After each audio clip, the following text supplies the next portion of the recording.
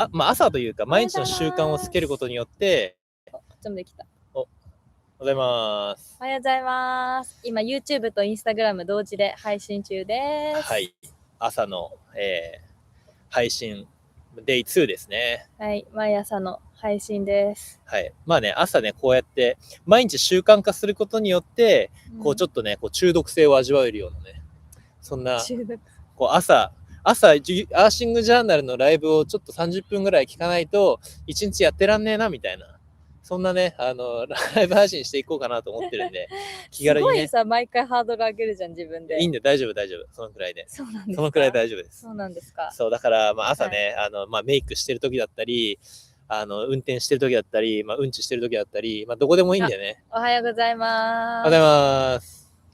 どこでもいいんでね、聞いてもらえれば、嬉しいですね。はい、今日はね、外で撮ってみました。はい。今ね、公園のピクニックテーブルにいます。こんな感じで。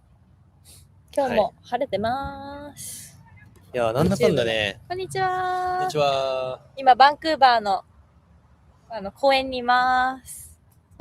はい。いや、もうね、僕らの番が、昨日、ライブ見てくれた方はね、ご存知かと思うんですけど、カナダに着いてからね、僕らの番がね、非常に調子悪くて、はい、でその問題となる部分であろうところを発見したんですけど、そのパーツが届くまでに、もう動けない状況になってしまいました。やばいです。もうね、もう道、こう車が行き来してるとこ走ると、もういつ止まってもおかしくない状態で、本当事故るレベルに来てるんで、もうなんか買い物にも行けないなっていう状態が、はい。なんか昨日までは、片道20分ぐらいの距離だったら、走れたんですよ。でも私たちここから200メーターぐらいの距離にワイルドキャンプしてるんですけど、そこからこの公園までの200メーターの間で今日の朝3回ぐらい止まったよね。そうだね。エンジン落ちちゃって、そう200メーターの距離ですらエンジンが3回も落ちるってもうどこも行けないねってなっちゃって。もう末期ですね。そう。しかもね、なんか日に日にどんどん悪くなってるから。そうだね。もうやばいねってなり、ちょっともう車はここから動かさないことにしました。はい。ベリーちゃんついに来ました。初めて、こう1年、今3ヶ月旅してるんですけど、初めてもうベリーちゃんが走行不能になるまで、こうガタが行くっていう、こう初めての体験をね、しておりますね。でもね、内容は多分僕さっきも言った通り、僕のじゃこっちがいいんだよ。ここがいいんだよ。目がさ、こっち行ったりするのが嫌だ。ここだとさ、あれだから。こうなっちゃうじゃん。ここだとあれだよ。おはようございます。おはようございます。昨日から毎朝30分から1時間ライブをすることにしました。はい。で昨日ね、YouTube の方は電波悪くてね、ちょっとアーカイブも残すことできなかったんですけど。そうなんです。申し訳なかったです。はい、今日からやっていきたいと思います。でね、で早速報告があるんですけど、昨日のライブ配信でお知らせした、この私たちが1年半旅を一緒にしてきた愛車のベリーちゃんをカナダから日本に輸送して、9月から日本でロードトリップを始めますっていう発表を昨日したんですけど、その輸送費をね、皆さんにちょっとお力添えいただきたく、クラウドファンディングを始めました。で公式 LINE を登録してくれてる方には1時間前ぐらいにメッセージ配信したんですけど、そのクラファンサイトも作ったので、この後 YouTube は投稿の方で、Instagram はストーリーからリンクの方を貼りますので、皆さんよければサイトを見るだけでも全然構いませんのでチェックしてみてください。お願いします。本当によろしくお願いします。やっぱ願いとしては今までねこうやって、画面越しに、応援してくださった方々に、ベリーちゃんもねずっと見てくれたから本当見てくれた方はもう僕らとやっぱベリーちゃんセットでアーシングジャーナルっていう印象がねついてるかと思うんで、ぜひね日本のその皆さんに会いに行くときにベリーちゃんを抜かす気にはいかないっていうことで、日本にね持って帰りたいんですけどね、個人での輸入とかになるんで、輸送費とかも高くついてしまったりするんですけど、まあ、本当ね、僕らのわがままなお願いではあるんですけど、皆さんにお力添え本当いただければと思うんで、本当によろしくお願いします。よろしくお願いします。はい。そう。でね、ちゃんとリターンも、しっかり用意してて、まあ、簡単なところから言うと、まあ、ステッカーのリターンから、一番マックスは、僕は東京とか京都で、6年弱ですね、寿司職人で修行させてもらってたんで、で、今この旅中も、僕のもう一つの YouTube チャンネル、寿司トラベラーリオっていう、旅寿司リオタっていうね、方を見てくれてる方わかると思うんですけど、そっちの方でね、海外の方に、こう、釣りに連れてってもらう代わりに、その釣れた魚でお寿司を握るよっていう、まあ、お題でね、テーマで、いろんなところでね、寿司を握らせてもらう機会をね、もらってて、で、まあ、日本でも、日本でもっていうか、僕のチャンネルで、その、りょうたさんの世界っていうね、声だったりをいただいてたりして、そんなね、僕の握る寿司、意外と需要あるかなと思って、今回は、ちょっとね、高額にはなってしまうんですけど、こちらの方もリターンの方で入れさせてもらって、僕がね、視聴者さんの、まあ、自宅だったり、まあ、どっかお邪魔して、そこで、プライベート寿司パーティーをね、やろうかなっていう、そういうのもね、リターンに入れてるんで、お寿司が好きな方はぜひよろしくお願いいたします。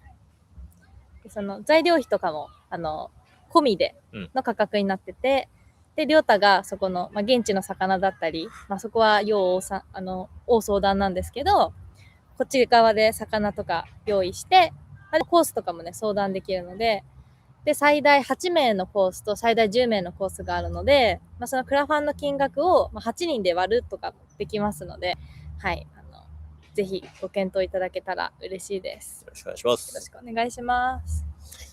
ですね、まあ、毎日、ライブ配信するにあたって、まあ、どんなテーマで僕らね、配信しようかな、みたいな感じのことをね、昨日からずっと話し合ってるんですけど、もしね、じゃあ皆さんの方で何か、こういうの聞いてみたいっていうのあったら、まあ、コメントでもいいですし、インスタの DM とかでもね、送ってくれたら、それにね、それをお題にして、喋っていく、そういうようなライブ配信もしていきたいと思うんで、何かね、質問あればお願いいたします。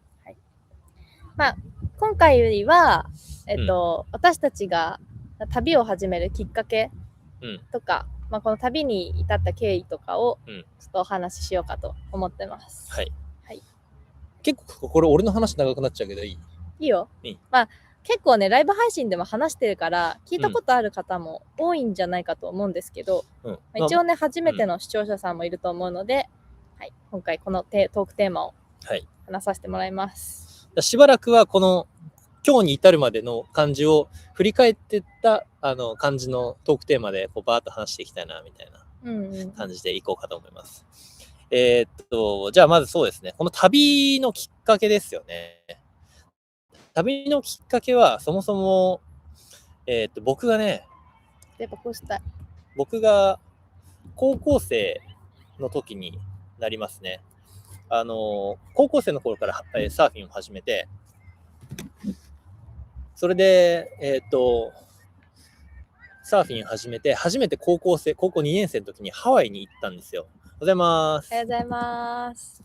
ハワイに行って、それが僕の初の海外で、その時英語なんて全く喋れなかったんですよ。僕基本的に学校でも勉強とか真面目にやんないタイプだったんで、英語のね、塾には通わせてもらってたんですよ、親に。高校生の頃は多分通ってないんですけど、小中って通ってたんですけど、そこまで別に英語がめっちゃ得意ってわけではなかったんですけど、まあテストも別に点数をめちゃめちゃ毎回高いわけではないし、ただ喋るのは好きみたいな。まあ、だけど喋れない。そういう状態でハワイに行ったんですね。初めてのハワイで、うわ、こんな世界あるんだなと思って、で、こう、ショップの店員さんとかと話すじゃないですか。そしたら、やっぱ自分の言ってることを伝わんないんですよね。伝わんなくて、だけど、こうなんか身振り手振りでこうやると、あと自分の知ってる単語をこう振り絞ると意外と伝わるっていうのをこう味わいましてね。それで、わ、海外楽しいなみたいな。なんか今までこの自分のね、日本っていうところで育ってきて、全然その外の世界を知らない状態で育ったんで、こんなになんか自分のなんか全く知らない世界が広がってるんだなってところにすごい感動したのを覚えてて、で、高校卒業したの後の進路は、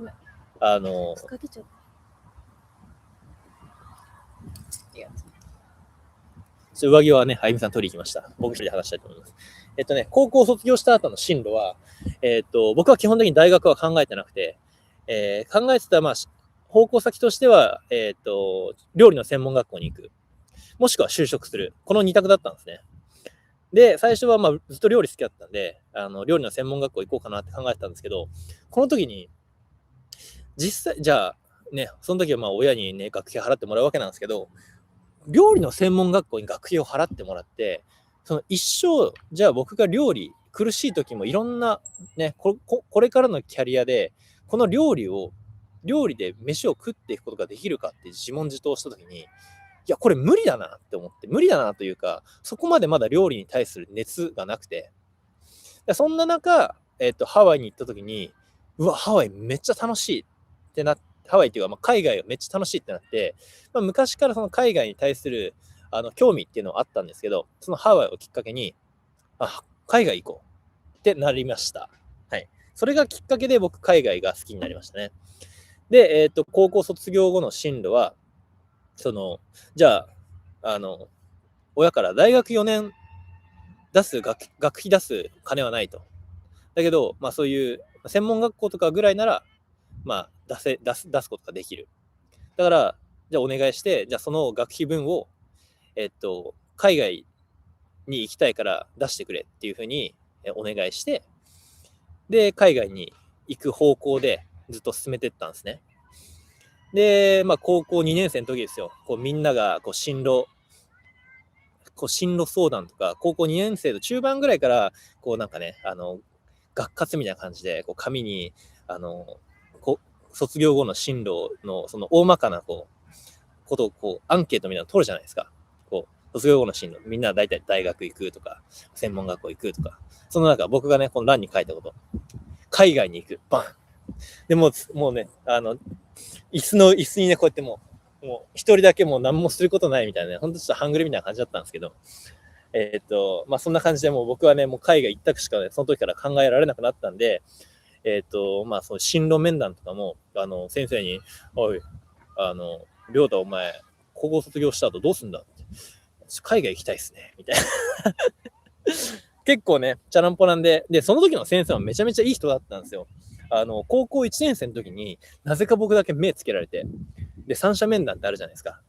僕と親と先生の3人の面談の時に、先生からうちの親に言われた言葉が、りょうたくんは責任持って僕が3年間面倒見ますみたいなこと言われて、その瞬間に、俺もう、この先生3年間なんだみたいな。でしかもその先生も入学したその入学式みたいな時で、その担任の先生がこうまだ決まってない状態で壇上の上に並んでるんですよね。その時にすごいね、しかめっ面というかね、すごい気難しそうな顔してるんで、うわ、この先生が担任は嫌だなと思ってたら、まさかのその先生が担任になってしまって、しかも三者面談で3年間で僕が面倒見ますみたいなこと言われて、マジかみたいな。でもめっちゃいい先生で、すごい僕のことを考えてくれて尊重してくれる人だったんで、結果良かったんですけど、まあそのね、1年生の時はそんなことを思ってて、で、2年生、3年生の進路面談の時には、りょうた海外行くんだみたいな感じになって、じゃあ海外行くためにどうしなきゃいけないのみたいな、どういう方向で考えてるのみたいな、向こうの大学に編入するのか、それとも何がしたいのみたいになった時に、まあ、僕が考えてたのは、英語喋れないんで、まず6ヶ月間、英語を学びに、語学学校に行く。で、語学学校も結構高いんですよ。結局、学校行ってる間は仕事できないんで、まあ、だったり、まあ、寮にね、入るだったり、まあ、お金がかかるし、で、学費もかかるし、食費もかかるし、出ていく一方なんですね。だから、まあ、予算的にも6ヶ月が語学学校の限界だとなりまして、じゃあ6ヶ月間語学学校行って、その後に、ワーキングホリデーに切り替えて、1年間、海外で仕事をするっていう計画で、進めてました。で、結構周りの人がね、オーストラリア行ったことある人だったり、カナダ留学したことある人だったりっていうのが周りの大人にいたんで、その人たちの、条件を聞いて、オーストラリアじゃない、カナダにね、行くことに決めたんですよ。もう俺の話で、もう30分以上話しちゃうけど大丈夫そうはい、いいですよ。はい。ラジオ感覚で、ね、聞いてもらえればと思います。本当に。よろしくお願いします。で、カナダにね、語学学校6ヶ月通って、その後1年ですね、仕事をするわけなんですけど、最初ね、なんで俺こんなになんか細かく話してんの？みんな聞きたいですかこの話？なんかすごい、まだ小学生の話。小学生の話してない。小学生の話してない。高校生の話まだしてる。高校生の話。そう。そんな感じで、海外にもっと細かい話聞きたかったら話すけど、どうなんでしょう。話しましょう。毎日やってるんで、本当そうだね。興味なかったらドロップアウトしてもらっていいんで、このまま話し続けます。はい。で、海外に行くのに、いろいろんなところで、日本ワーホリ協会っていうのがあって、そういうところでこう説明会を受けたり、いろんなエージェントっていうのが当時いっぱいあって、語学留学を斡旋してくれる会社で、いろいろ紹介だったり、ホームステイ紹介だったり、そういう会社があるんで、そういうところに資料をもらったりして、こうどんな語学学校があるのか、どういう長所、短所、そういうのがあるのかみたいな話をいろんなところから聞いて、でその間学校の先生は、おい、りょうたちゃんと進んでんのかみたいな、大丈夫ですみたいな、そんな感じでこう密にやり取りしながら、高校3年間を過ごしたんですね。で、高校生の時の僕はね、すげえね、チャランポランだったんでね、本当になんかバイク乗り回して友達と夜までなんか遊んでるみたいなね、感じの人だったんですけど、だからね、先生もすごい心配してたんですけど、無事ね、単位もね、取って、卒業しまして、卒業するのが3月じゃないですか。で、6月に、カナダに行ったんですよね。で、最初3ヶ月間、バンクーバーっていうところで、語学学校行って、で、その語学学校の後、3ヶ月でもう、バンクーバーが嫌になったんですよ。なんか、みんな周りの人がもうシティなんで、バンクーバーは。移民も多いし、いろんな、もう世界中から語学学校に通うために生徒が集まるみたいなところだったんで、もちろん日本人も多ければ、ドイツ人、ブラジル人、台湾人、韓国人、いろんなね、人種の方がいたんですけど、3ヶ月間良かったんですよ。自分の英語も拙かったんで、同じレベルの人と、語学をこう、英語を話してこう高めるようになっていくみたいな問題なかったんですけど、3ヶ月ぐらい経った後に、2ヶ月ぐらいで本当はね、気づいて、2ヶ月いや、1ヶ月だな。1ヶ月ぐらいで、いや、このままここにいても、なんかネイティブの英語を話せるようにならないなと思って、もっと俺はカナダに、なんかカナダの、なんか、なんていうの、歴史じゃないけど、こう、もっと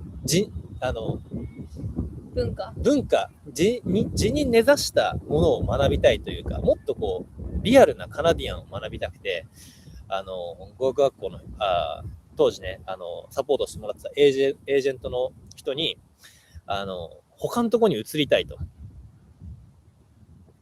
ありがとうございます。お仕事頑張ってください。他のところに移りたいと。そういう話をして、いろんな田舎のところを探してもらって、田舎のところに引っ越して、またね、3ヶ月間過ごしたんですね。で、6ヶ月間、英語をね、学ぶ期間が終わって、ある程度ね、自分の中にも英語に自信がついてきて、で、もうね、仕事を始めるということで、仕事を始めて、で、またね、その仕事始めるときは、一回ね、バンクーバーっていう都市に戻ってきて、その方がね、機会がいっぱいあるんで、戻ってきて、3ヶ月間ぐらいね、働いて、で、その時にね、もう目標立ててたのが、バンクーバーの近くにもサーフィンができるところがね、あるんですよ。僕らの YouTube でも紹介したトフィーノっていうところがあって、そこはね、もうカナダに行く前から僕が、カナダサーフィンって調べたらそこが出てきて、いつかここに行きたいな、ちゃんと英語喋れるようになったらここで働きたいなっていう気持ちがあったんで、3ヶ月間、バンクーバーで働いた後に、よし、もうこれいけるぞって思って、仕事辞めて、トフィーノってもう、まだね、仕事も見つかってない状態ですよ。西山さんまた、ありがとうございます。西山さんお疲れ様です。頑張ってください。早いね、朝。はい、そんな感じで、仕事を辞めて、マジ身一つでトフィーノっていうところに行ったんですね。したらね、そこで集まってたトフィーノで、リゾートの、ハウスキーパー、清掃の仕事ですね。っていうのを、始めたんですけど、そこは、結構リゾートバイト、日本でいうリゾートバイトですよね。カナダ中からこう夏の期間だけ、ここに来て、こう、ちょっと遊びながら仕事してみたいな場所なんですけど、そこで出会った人たちが僕の同年代、その当時、19、20、21、22歳ぐらいの同年代の仲間たちで、もちろんカナダ国内から来てる人もいれば、チェコから来てる人もいたり、ドイツから来てる人もいたり、いろんなね。これ翔平さんからいただいたほうじ茶。うまい。でもめっちゃ美味しいよね。翔平さんからいただいた日本のお茶だわ。うまっ。ね、美味しい。久々飲んだ。で、いろんな人に出会って、そこで僕の人生の価値観がね、今の人生の価値観が形成されたと言っても過言じゃなくて、やっぱ日本で育つと、おはようございます。おはようございます。日本で育つと、どうもね、やっぱね、大学入って卒業して就職して、子供作ってみたいな、こうレールにね敷かれたようなね人生を歩みがちだとね、僕はその時に当時認識してたんだけど、そもそもそんな人生を歩むつもりはなかったんですよ。だから海外にも来てるし。りょうたはね、アングラが大好きな男なんで。アングラ大好き、アングラ大好き系男子なんで、はい、そういう一般の道からはそれたがるっていうタイプの男性です。そう、本当に、はい、みんなが右行ったら俺は絶対左行くような感じなんで、本当にそれでしかない。そうだからね、別になんていうの、結婚して子供産んでっていうのはさ、誰もが夢見ることだし、私たちも夢見てるし、子供も産む予定だし、そう。だけどりょうたはそのね、高校卒業したら大学行ってみたいな、そういう、みんながここを進むべきみたたいな、こういうなんか正されるのが嫌なんだよね。一般の常識にこう、ひねくれてんの。ひねくれてる。これひねくれてる。そう。なんか未知の世界をこう体験したいんですよね。はい。好奇心旺盛、よく言えば。はい。でも私もどっちかっていうとそういうタイプなんだよね。だから今一緒にいるんだよ。そうだね、確かに。そうなんですよ。確かに。そう、それで、僕のそういう人たち、世界中からね、集まる人たちに会って、で、彼らのやっぱ人生観っていうのは、大学通ってる人もその中にいっぱいいたんですよ。だけど、大学休学1年して、海外にこう旅してますみたいな。そういう人も多いね。そう。日本だと考えられないじゃないですか。大学行ってる4年間は、大体ね、4年間ストレートで大学卒業して。そんなことないよ。日本の大学生みんな留学してるよ、休学して。嘘でしょ。してる。誰した？だってさ、インフルエンサーで言うと、クサディだって。いや、それはだって、まれだって。私の周りの友達も、仲いい友達ではないけど、なんか大学休学して、1年間はここに留学して、みたいな。人いっぱいいるよ。嘘？いっぱいいるよ。マジか。俺が知らなかった。海外の人ほど多いか分かんないけど、日本の大学生も、そういう英語系の学部とかは特に多いと思う。でも、俺の中ではあんま考えられなくて、それが。だけど、なんか海外、旅いいな、みたいな。オーストラリア行きたいな、ニュージーランド行きたいなっていう、もっと自分で英語を取得したっていう、自信がついたからこそ、もうどこでも行けるじゃんっていう風になって、日本帰って一回、身の回りのことを整えて、海外行こうって決めて、じゃあ、僕の同年代がその時大学2年生とかだったんで、初見です。初見です。ありがとうございます。はじめまして。おはようございます。大学2年生だったんで、じゃあみんなが大学行ってる4年間の間も、じゃあ俺は海外のそういう、なんていうの、海外で揉まれようっていうことで、4年間、だからあと2年半ぐらいを海外で揉まれようっていうことで、いろんなとこ行くように行くと、決意したんですね。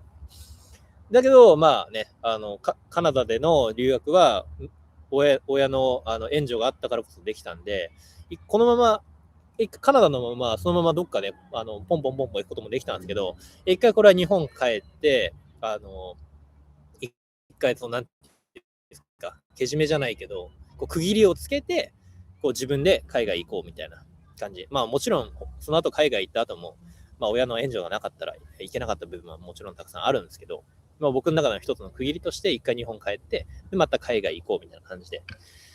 で、その頃から、サーフィン。サーフィンですよね。もうサーフィン。海外、ただ単に海外行くんじゃなくて、僕もうサーフィンしたかったんで、じゃあいろんな海、いろんな波に乗って、その時、プロサーファーになりたかったんですよ。そうだ。そうだよね。そう、プロサーファーになりたくて、だけど、もう、その時、もう20超えてたんで、いや、日本で、その周りの、プロとかプロの卵とかが、やってるような、なんで、プロのなり方じゃ、絶対これ追いつけないぞと。そのもうレベルが違ったんで。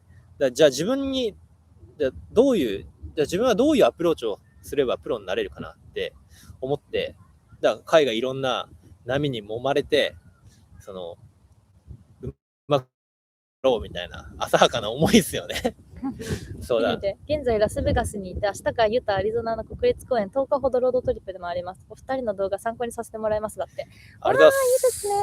ありがとうございます。見てくださって。嬉しいです。楽しんでください。ユタ最高。はい、アリゾナも最高。どこがいいかな。いいですね。楽しんでください。アーチズのデリケートアーチはぜひ夕焼けの時に行ってほしいです。めちゃくちゃ綺麗だったので。綺麗だった。はい。はい。で、なんだっけ、どこまで話したっけ？どこだっけ？どこだっけ？サーフィン。プロサーフィン。そう。それで、じゃあ、オーストラリア行って、スナッパーロックスとか、いろんなね、波でサーフィンしたいなとか、バリ島行きたいなとか、そんな感じで計画を立てて、日本で、ニューボード到着、ステッカー貼るから早めに作ってくださいって嬉しい。ありがとうございます。ありがとうございます。ステッカー貼ってくれるんですか、板に。助かります。ステッカーもあるんですけどね、はい、手元にはあるんですけど、日本に帰ったら9月に帰るんで、9月になっちゃいます。はい、帰ったら送りたいと思うんで、はい、さっきね、ライブの冒頭でお話しさせてもらったんですけど、今ね、ベリーちゃんを日本に持って帰るために、クラウドファンディングで皆さんのお力添えをいただきたいなと思って、そういうサイトを作ったので、そちらからステッカー購入とか、ずうずうしいんですけど、お願いしたいです。できます。すいません。よろしくお願いします。後でこの後にお送りします。リンクを、リンクをインスタはストーリーで、YouTube は投稿から、はい、共有しますので、ぜひチェックをお願いします。お願いします。はい。で、話戻りまして、世界中のね、波でサーフィンして、したら上手くなるんじゃないかみたいな。こうなんか、日本の軽いね、シャバシャバな波でやるより、技術はないけど、こう、これ極論ですよ。パイプラインの波で揉まれた方が上手くなるんじゃないかみたいな、そういう浅はかな思いで、いろんなところに行きたいと思って海外行き始めたんですよね。10代だもんね。10代。いや、20代。もう20代。20代前半。それで、最初ね、オーストラリアとね、インドネシア行ったんですよね。で、オーストラリアいるときに、バックパッカーズ、ホステルで、ブラジル人の人にね、出会うんですよね。じゃあそのブラジル人が、南米やべえぞ、みたいな。南米のチカマっていう世界一長い波知ってるかみたいな。その時知らなかったんですよ。なんだそこはと思って。で、YouTube でこうね、見せてもらうわけなんですよ。したら永遠と続くレフトがブワーってずっと割れてて、なんだこの波はみたいな。なんかその頃まだ世界一長い波とかそういうの興味なくて、どっちかというとミーハーなこうパイプラインとかこうスナッパーロックスとかこうウルワ2みたいな、そういうこうメジャーなスポットばっかしてたんだけど、それちょっとアングラ系知らなくて、サーフィンアングラこれ来たなみたいな。アングラ大好きなんだよな、ほんと。そう、それアングラちょっと攻めたいなって思ったのが、その彼のその近間って知ってるかみたいなのがきっかけだったんですけど、まだその頃、旅もまだ始めた頃で、旅にもまだ慣れてない。南米なんてまだハードル高いんじゃないかって思ってたんですよ。行くつもりもなかったしまだ。だけど将来行ける機会があったら行きたいなぐらいの感覚で、考えてたんですけど、でその後、バリ島行ったんですけど、バリ島でね、1、2ヶ月で過ごして、で、もうそろそろ、オーストラリアに次はね、仕事でね、行く予定だったので、オーストラリアに戻るチケットは買ってあったんですよ。だけど、それで、バリ島で過ごして、じゃあもう、オーストラリア行く日が近いから、ホステルの、宿泊費を払おうとしたら、カード使えないんですよ。あれみたいな。で、ネットで調べたところ、その頃ね、まだ20代で、仕事はほぼしてない、アルバイトみたいな経験しかしてないので、カードの利用額の上限が10万とかなんだよね。最初じゃん。だから10万だと、航空券予約したら普通に無理じゃん。そう。それで、使えないみたいな。なって、で友達にそのバリ島で出会った友達とかにお金とか借りたりして払うことはできたんだけど、みたいな。銀行口座にお金あるのに、カード使えないじゃんってなって、で、しかも、やっぱその頃1枚しかカード持ってないんですよ。それで1年ぐらい旅しようと思ってて、いや、無理じゃんみたいになって、一回これはこう体制立て直しに、こう日本に戻るわけなんですね。で、日本に戻って、またね、短期で、こう、仕事をして、バーってちょっと、現金稼いで、で、じゃあ次どこ行こうかってなった時に、なんかね、オーストラリアに出戻りするのは、なんか僕の中で違くて、なんかどっか別のとこ行きたいな。しかもお金も持ってないし、なんかオーストラリアとかニュージーとか行ったらお金めっちゃかかるんで、お金かかんないとこが良かったんですよ。で、お金かかんないとこで、どこがいいかなって探したら、これ、中米行こう。中米行ったろうと思って。リカちゃん、ヤッホー。リカちゃん、スカイダイビングやばいね。めっちゃかっこいい。本当に尊敬する。はい。超応援してます。カナダに着きました。はい。はい。で、中米行ったろうと思って。で、中米を探し始めたんですよ。中米って言ったらメキシコぐらいから始まるわけなんですけど、メキシコ、エルサルバドル、ニカラグア、コスタリカ、パナマみたいなあるんですよね。で、何を血迷ったか、メキシコを飛ばしてエルサルバドルから始まったんだよね。いいね。マジで応援してる。いいね。超かっこいい。そう。なぜかエルサルバドルっていう犯罪率のめちゃめちゃ高い、国からスタートすることを決めるわけなんですよ。なぜかわからない、俺も。なんかその当時メキシコよりエルサルバドルの方が、安全じゃないかっていう思いでエルサルバドルから始めたんですけど、実際考えてみたらエルサルバドルの方が危なかったみたいな。でもエルサルバドル空港到着するじゃないですか。でね、ここでね、新たな、ね、問題というか、試練ですよね。ここの国、全部スペイン語なんですよ。もう空港降り立った瞬間から、もうスペイン語喋ってくるんで、もう何言ってるか分かんない。みたいな感じで。もちろん日本で、中米からね、入るって決めた後はね、日本である程度ね、スペイン語を YouTube とかで勉強してたんですけど、何言ってるかさっぱり分かんない状態からスタートして、で、エルサルバドルで、1ヶ月間ぐらい過ごしたんですよね。でね、みんなね、ここで会う旅人たちは、だいたい、アメリカから、メキシコを通って中米まで下ってくる人と、パナマの方から、中米の下の方から、こう上の方にこう上がってくる2パターンがいるんですよね。でも基本的に大体北から下に下ってくる人が主で、だからみんなメキシコから来たって人が多いんですよ。で、まあメキシコの前はみんな大体カリフォルニアをトリップしてて、その時に、カリフォルニアまだトリップしたことないな、みたいな。いつかやりたいなって思ったのが、今回の旅の多分一番最初のきっかけなんですよね。違うな。カナダいる時にもうね、カリフォルニアトリップしたいなと思ってたんだけど、お金もかかるんで、カリフォルニアはスキップしてて、その時から、まあ、カリフォルニアトリップしたいなって考えてて、で、ね、エルサルバドル行った時に、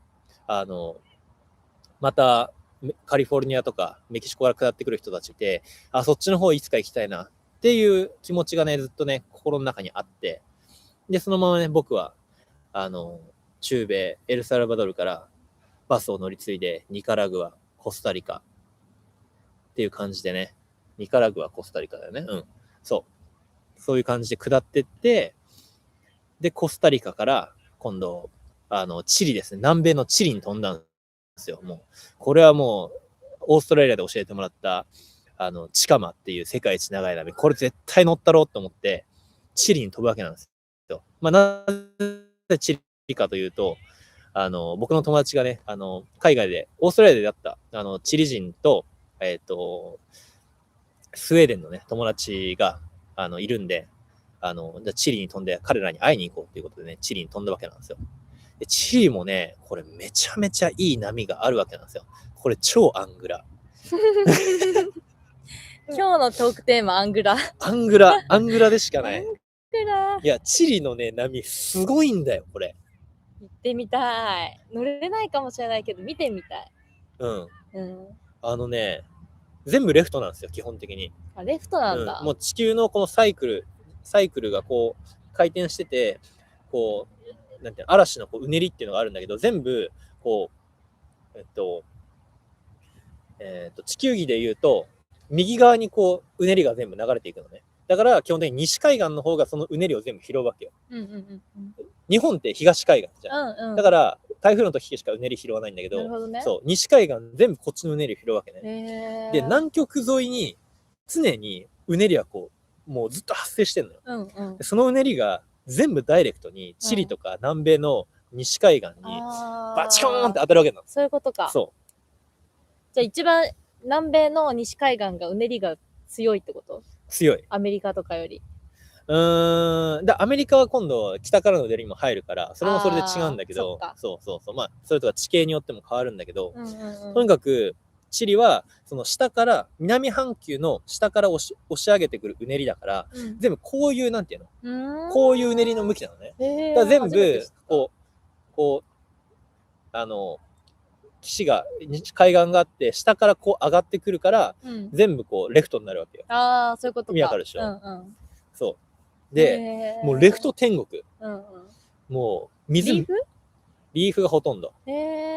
水めっちゃ冷たいの。ペンギン泳いでんの。ペンギン泳いでる。氷？いや、氷ではない。知ってた？ペンギンって南半球にしかいないんだよ。知らない。そうなの？そうだよ。北半球は？北半球？ロシアとか？いない。ペンギンなんていないよ。白クマは？だからクマは北半球しかいない。そうなの？不思議。そうなの。不思議じゃないですか？知ってました皆さん。波の話聞いてるの楽しいですってアリンコさん。ありがとうございます。いつも。知ってます。北半球にしかクマはいなくて、南半球にしかペンギンはいないんで。知らなかった。知ってますか？そんな情報。はい。りょうたのふとくる豆知識。豆知識。こういうところに出てきます。俺は何喋ろうかなって話したけど、こういうね、話の流れが来ると、そういえばこんなこともあったなって、いろんな話が出てくるっていう、そうだね、思い出すね。そう。そうなんだ。知らなかっただって。ね、知らなかったですよね。チリにはね、ペンギンが泳いでサーフィンしてんだよ。そうなの？サーフィンはしてないよ、さすがに。びっくりした。あんじゃん、でもさ、なんだっけ、真面目なトーンで言うから。英語のさ、アメリカのさ、なんかアニメーションのさ。あるね、アイスレイジじゃなくて。アイスレイジ。アイスレイジ。アイスエイジ？アイスエイジ？アイスレイジ？レイジじゃない、エイジだと思う。アイスエイジ？わかんないけど。あるね。ペンギンがね、ひょこひょこ泳いでるわけなんですよ。そうなんだ。そう。でも北海道にいない？いないよ。ペンギン。いないいないいない。水族館か。水族館。なんでだろうね、それって。不思議なんだよ。なんか、渡れないからかな。ねえ。わかんない。上から。わかんない。不思議。そう。いないんだよ。へえ。まだ多分ね、他の動物とかも多分いないのとかいるのとかあるんだろうけど。熊自体も南半球にいないいないいないいないいない。すごい。そうなんだ。熊は北半球だ、ね。不思議。わかんない。俺、フォロー吹いてるかもしれない。知らんけど。言っとくね。今言っとくね。知らんけど今、間違えた保険で知らんけど。やめて。はい。で、チリの波、プンタデロボスっていうね、めちゃめちゃ有名なスポットが、ビッグウェーブで有名なスポットなんですけど、そこで、サーフィンしながら、またバスに乗って乗り継いで北にどんどん上がってって、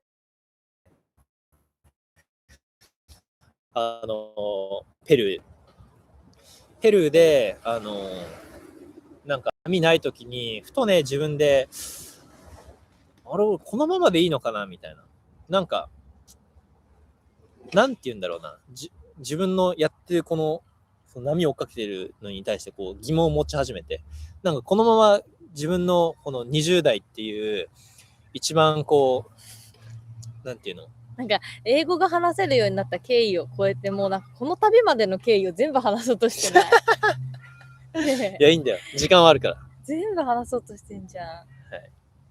もう40分経った。40分経った。今日はもうこの辺で終わりにしとく？その方がまた明日この続き気になるって人いますか？もう違う、明日は違うトークテーマだから。いや、これ私も話したいもん。そっか。じゃあまた明後日ぐらい。私ずっとも今、しかやってないよ。じゃあ自分のチャンネルでやって。はい。じゃあ、そうですね。このペルーで、サーフィン、波がなくて、のんびりしてるときに、自問自答して、このままでいいのかっていうふうに思った。はい。で、じゃあ、明日じゃないけど、次僕が話すトークは、何を思ったのか。やばい。何を思ったのか。何を思ったのか。もういいよ、ここで話してだったら。だっていいよ、だって。チリの波はどのぐらいのサイズですか？だって。チリの波は、僕は入ってないですよ。ただ、そのでかい波の、コンテストがやってて、その時は20フィートぐらい、20から25フィートぐらいあったんですね。でかくない？だからもうガン当たり前。そんなでかくなるんだ。なる。リョータが入った時はマックス10フィートとかね。でも大きいね、10あったら。大きいと思う。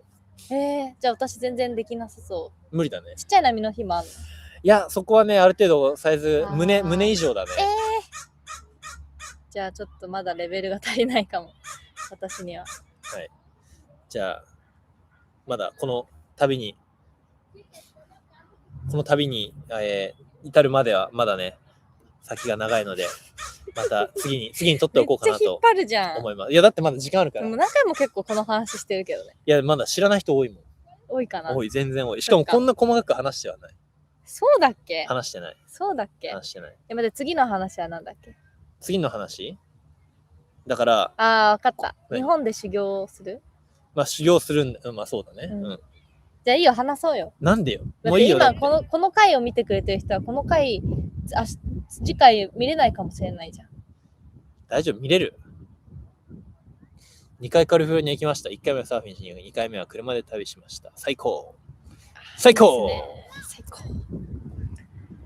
いや、このネタ身内ネタだから。そっか。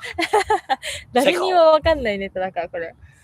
1回目はサーフィンしに、2回目は車で旅。そういうことか。いいですね。カリフォルニアさ、なんか波もいいし、山とかそっちの方もあるし、何でもあっていいですよね。シティもあるし。で、車でバハも行けるし、カナダとか他の州も行けるし。サーフィンして人生観変わりましたか？そうだね。大きく言えばそうだよね。私はめっちゃ変わった。サーフィンをしたから結局海外に興味を持ち始めたっていう意味では、サーフィンのおかげで人生観変わったかなって感じ。サーフィンを通して人生観変わったかなって感じだよね。私はもう超変わったよ。何が一番変わった？何が一番優先順位が変わった、全然。例えば、サーフィンする前だったら、海外旅行の目的ってやっぱり、友達と行くときとかはさ、食べ物、観光地とかショッピングだったわけよ。まあ今もサーフィンしないこと言ったらそうなるんだけど、でも今は海外旅行行くなら絶対サーフィンできるところを選ぶじゃん。だからもう、優先順位、生活の優先順位がもうサーフィンがかなり1位、2位とかに来てる。そこが全然変わった。そういえばさ、この前さ、俺らで YouTube 撮ったけどさ、みんなが共感するようなこと一つあったじゃん。海外旅行に行って予定詰める派か詰めない派。そうだ。その話で2人でね、ちょっと盛り上がったんですよ。はい。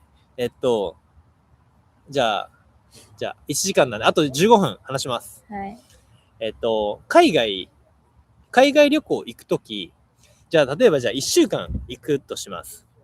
皆さん、その1週間を予定詰めで、もう全部こう組んで、朝何時に起きて、朝はここ行って、いや、朝何時に起きてまではいかないけど、初日はここに行ってここに行くとか、2日目は、じゃあ、ここツアー予約してるから、ここ行って、夜はここの海でサンセット見るとか、3日目は何々をするとか、1週間の、じゃあその予定をちゃんと立ててから行く派か、それとも、休みだけ取って、ホテルとかも取って、で、行って、その場でお店とかも、ここ良さそうだねで入ったり、今日何するって言って、じゃあ海でも行くとか、じゃあ買い物行くみたいな、その日に決める派か、どっちですかっていう。皆さんどちらでしょうっていう。そう。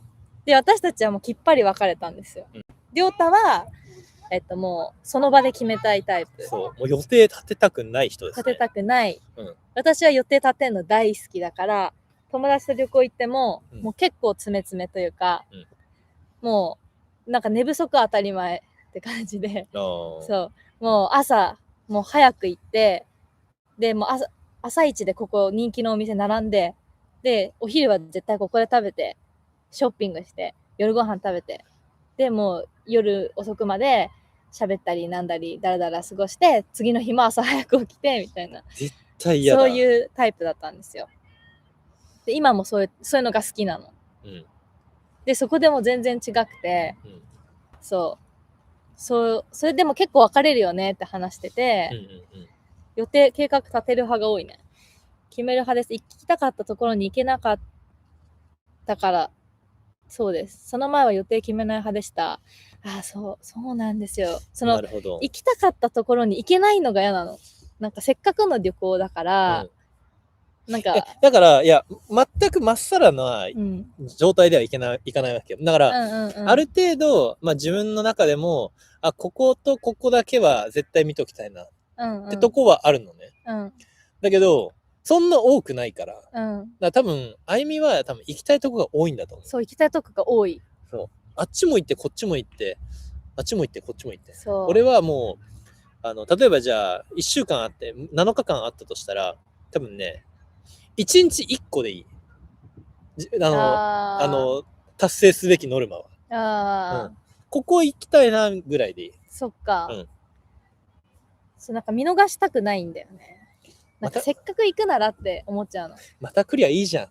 でもさ、また来るがまた何年後かになるか分かんないじゃん。でもさ、1年に毎月旅行わけじゃないから、それを考えると次いつ来れるか分かんないだったら、今行けるときに行けるとこ全部行きたいって思っちゃうタイプ。だから、この旅でもさ、何回もさ、あゆみがここ行きたいって言うけどさ、いや、今はいいでしょ。また来ればいいじゃん。何回も言ってたよね。そう言ってた。でも、今回の旅で言うと、YouTube を撮ってるから、撮ってるからこそ余計に、私別にそんな、個人の旅行だったらそこまで行かなくてもいいやとも思うけど、YouTube のコンテンツにしたいから、行きたいっていう面もあるんだよね。来た。アリンコさん、今、羽田ですが、ほとんどノープラン。羽田どこ行くんですか？どこ行くんですか？お楽しみで。アリンコさんはノープラン派なんですね。ノープランだよ。そっか。そうだよ。も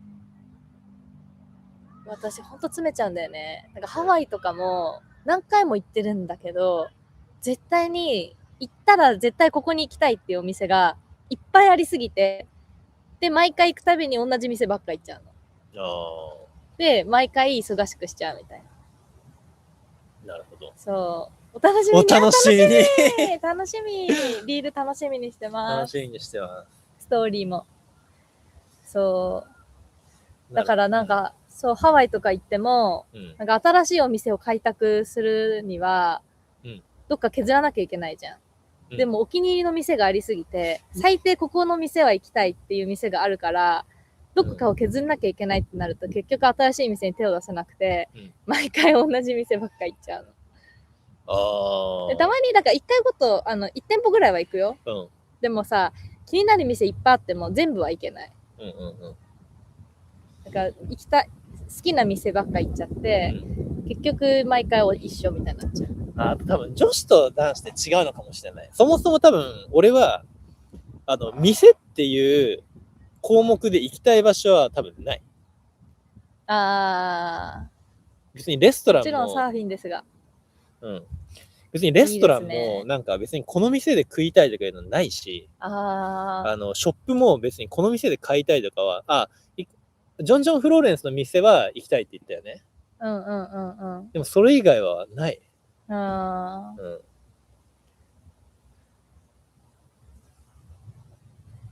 旅に出る決断をした決め手は何ですか？この旅ですよね。この旅ですけどね。決断っていうか、もう僕のプランですね、完全に。もう決断の決め手というか、もう10年以上前からいつかカリフォルニアロートリップ、カリフォルニアバハロートリップしたいなって考えてて、その計画を立てて行動してきたんで、なんかおのずと普通になんかやってるって感じですね。だからなんか別になんかこれっていうあれではないですね。なんか決め手っていうあれではないですね。私の決め手は俺が行くって言ったから。亮太が行くって言ってて、で私もその時サーフィンにもかなりドハマりしてて、一人でも毎回行くぐらいサーフィン大好きだったんですよ。でそれを聞いて、じゃあ私も行きたいってなって、心強いじゃないですか。英語も喋れてスペイン語もわかるし、南米とかも旅したことがあって、私一人で行くにはちょっと勇気がいるけど、亮太と一緒だったら頼る人がいるから、これなんていうの、こんないいチャンスないじゃないけど、なんか全然渋らなかった。でも最初さ、俺が行くって言ってもあんま冗談半分だと思ってたよね。だから10年来の夢って言ってたけど、でも寿司屋を始めたばっかみたいに話してたから、なんかなんだろうなって、現実的じゃないのかなとか思っちゃって、なんかそんなすぐやめられんのかなとか、いろいろ考えたら、なんかまあそうは言ってるけど実際どうなるかは分かんないかなって思ってた。だってしかも初めてのデートだったからさ、私たちが付き合うかも分かんないし、そうただ付き合うかも分かんないけど、俺は行くのは確定してた、俺の中では。そうだね、亮太は一人でも行ってた、そうでも2人でじゃあ本当に行こうって決めたのってどういうタイミングだったっけね。なんかどこで話してたか覚えてんだ。シェアハウスの帰り道、なんか駅向かってる途中の、なんかアパートかの裏かなんかの裏道のとこで話してたの覚えてんだよね。なんかじゃあ貯金をちゃんと口座作って始めようみたいな。2人の貯金口座を新しく作って、毎月いくらずつ何万ずつ入れるようにしようって計画的に決め出して、でその1年後ぐらいに、じゃあ旅の YouTube やるから、それよりちょっと早めに YouTube やろうって言って、YouTube 開設して、日本で YouTube 動画とかをちょっとずつ上げ出して、で準備はしてたけど、いざその貯金口座を作ろうってなった時って、なんか2人で話してて、じゃあ本当に行こうよみたいになった覚えがあるんだよね。本当に行こうよっていうか、じゃあ2人で本当にやろうよみたいな、実現しようよ。それは俺覚えてるよ。何年後にちゃんとやろうって。それ俺覚えてる。六本木だよ。六本木だっけ？六本木で夜歩いてる時だよ。夜歩いて六本木から赤坂の方に歩いてる途中だよ。そうだっけ？その時にじゃあ2人で口座作って2人で入れ合おうよみたいな。てかなんていうの、旅 そこに関して言うと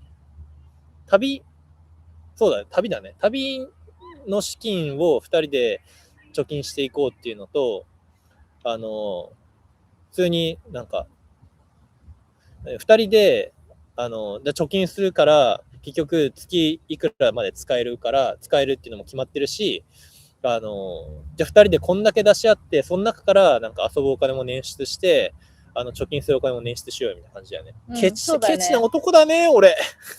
いや。まあ、現実的なね、話をしだしたのはそのあたりだったね。めちゃめちゃ、なんか、ずっと行こうとは言ってたけど、でもなんか別にりょうたも貯金してたわけじゃなかったでしょ。してたから。ずっとしてたもん。あ、そうなの？そうなんだ。してたけど。おはようございます。おはようございます。してたけど、それはでも、同棲するのに、引っ越し費用で飛んでったけど、全部飛んでったよ。そう、引っ越し費用でちょっとお金かかっちゃったけどね。まあでもそんな感じで。それはあれだ。違う、俺がずっと一人でコツコツは試してたんだけど、結局出費が多くなってって、このままじゃ無理だなって自分の中で分かったんだよ。それ何？私と付き合う前の話？どういうこと？このままじゃ無理だなって。このままだったら、だからその目標だった30手前、30ぐらいで、海外行くのは到底無理だなと思って。だから、もっと計画的にやんないといけないなと思って、多分あゆみに打診してる。なるほどね。ずっと聞いてたいけど、仕事行ってきます。イントチェックしてもらってください。ありがとうございます。ありがとうございます。また明日もやるんで、よろしくお願いします。明日も。もう1時間喋ってるよ。そうだ。じゃあもうそろそろ終わりにします。はい。そう。皆さんこれからお仕事とか、そんな感じですかね。なんかね、本当通勤するときにね、イヤホンで聞いてくれればいいかなって感じだったんですけど、みんな面白かったですか？この僕らの内輪話というか聞いて。まあ前半はほぼりょうたの話だったけど。でもなんかさ、人のさ、なんか見てくれてるってことは。翔平さんだ。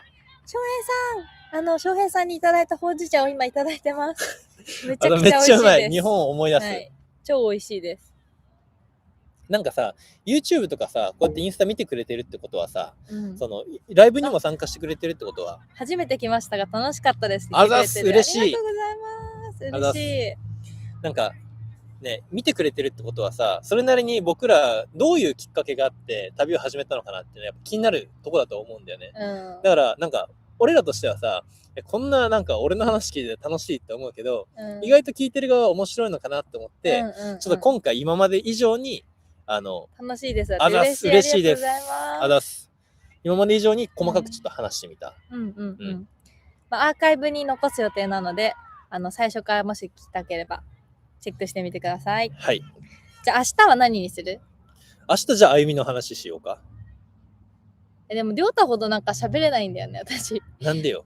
じゃあ私りょうたと出会う前に海外旅行いろいろしてた時のハプニングとかエピソードをちょっと話すわ。いいね。いいね。で中国行った時のちょっとやばい経験した話とか、その文化の違いに衝撃だった話とか、そういう話をちょっとしようかな。でりょうたもさ旅行いっぱいやってるからさ、今までの旅行でさちょっと面白かったエピソードとかさ、なんかこれやばいなみたいな、自分のことじゃなくても友達がされててびっくりしたこととか、なんかエピソード話そうよ。海外旅行のハプニングエピソードあったかな。まあいろいろハプニングはあるっすね。警察にお金取られそうになった話とか、まあコンテンツにもなってるけど、まあ僕らは2人でバハ旅してて強盗にあった話とかね、そういうのもまあ朝聞くあれでもないのかなと思うけど、まあでも笑い話に今できるから。そうだね。私はもう中国で拉致されそうになった話と拉致られそうになったそう、あと中国のディズニーが衝撃的すぎた話とか、はい、じゃあまあそんな感じでいろいろ話します。はい。でまあ昨日からですね、まあ今日から本格的に指導になったんですけど、まあもう一回、ご報告させてもらうと、僕らのバンを、日本に持って帰る方向で今考えてて、そのね輸送費とかっていうのをクラウドファンディングって形で皆さんにご支援いただけないかなということでサイトを立ち上げたのでリンクをどこに貼っておくの？インスタはストーリーで、YouTube は投稿で貼らせていただきます。はい。YouTube の方は改めてフル動画を出そうと思ってるので、はい、そちらもちょっとまだねちょっと時間かかっちゃうかもしれないです。それは。はい。ただそうですね。まあご支援いただいた見返りとして、まあ、ステッカーだったり、まあ、僕らが旅で撮った写真使って、まあ、カレンダー作ったりとか、まあ、微力ではあるんですけど、僕らのチャンネルで例えば、まあまあ、個人で何か、会社を経営してるだったり、なんかお店を経営してるだったり、してる方とかは、まあ、僕らの、動画とかで全力でね紹介させてもらったり、まあ、一番ね大きい額の部分では、僕が、寿司をね、家に出向いて、風が強い。プライベート寿司をね握るっていうねリターンも用意してるんで、一回ねリンクからちょっと飛んでみていただけたらというふうに思うんで、ぜひ日本で本当ベリちゃんと会えることを、ベリーちゃんと一緒に会えることを楽しみにしてるんで、ぜひ本当によろしくお願いいたします。よろしくお願いします。はい。ということで、視聴者さんに会いに行けるっていうのが本当楽しみ。そう。やっぱりね、アメリカでさ視聴者さんに会えてさすごい楽しかったじゃん、私たちも。新たな出会いがあって、それがね日本でできるのが本当に楽しみだし、はい、もし会えたらサーフセッションとかもぜひお願いします。はい、したいので。はい。ゆうすけさんが出遅れたって。ゆうすけさん、また明日やるんでよろしくお願いします。毎朝、日本時間7時。でも、アメリカだと3時から。平日は3時、午後3時からやります。はい。ぜひ見てください。アーカイブにもね、残すので、はい。はい。そちらもチェックできます。はい。ではでは、見てくださってありがとうございます。第2回でした。普通に、まあ、途切れることなく1時間喋ることできました。そうだね。素晴らしい。どんどん出てきちゃうから。どんどん出てくるよ。いや、まだだって俺なんて、寿司屋で働いてた時の、まあ、エピソードだったり、京都で、りょうたがさ、寿司屋で働いてた時のさ、面白いお客さんのエピソードとかさ、そういうのとかあるじゃん。そういうのとか、京都のお寺で修行してた話とか、ちょっとね、興味ある、海外じゃなくて日本のね、国内でも興味ある話多分いっぱい話せるんで、ぜひね、また明日もチェックしてください。明日はね、また、今度あゆみさんの話になるんで。まあ、あゆみさんだけじゃなくて、2人でも話そうね。そうだね。旅の、ハプニングエピソードとかを話します。はい。ではでは。また明日もよろしくお願いします。お願いします。みんな今日一日頑張ってください。また明日会いましょう。また明日会いましょう。バイバイ。バイバイ。